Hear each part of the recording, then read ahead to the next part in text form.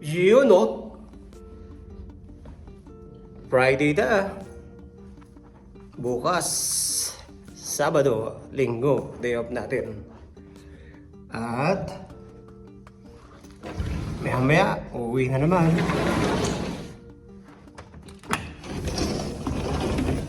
Dito tayo ngayon sa Riverside. So ito yung view natin. Ayan.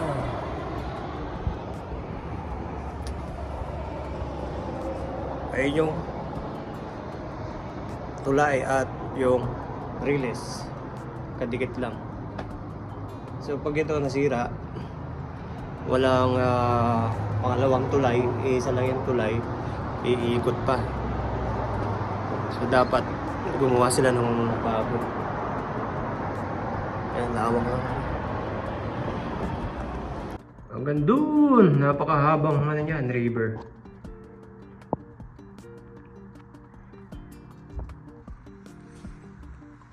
Kaya pag ito sira yun, yan yung tulay na yan. Yan yung tulay na yan. Yari.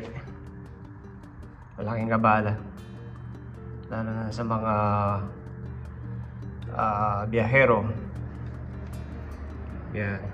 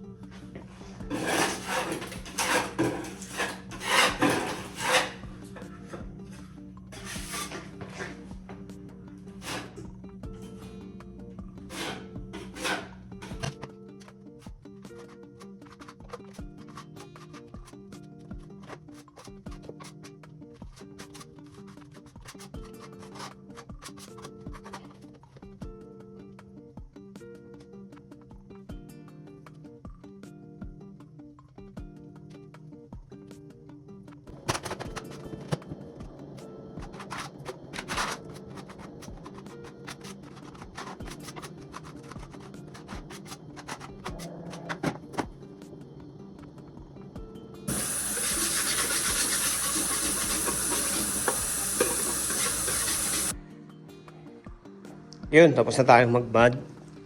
Pagkatuyo, isasand na lang natin.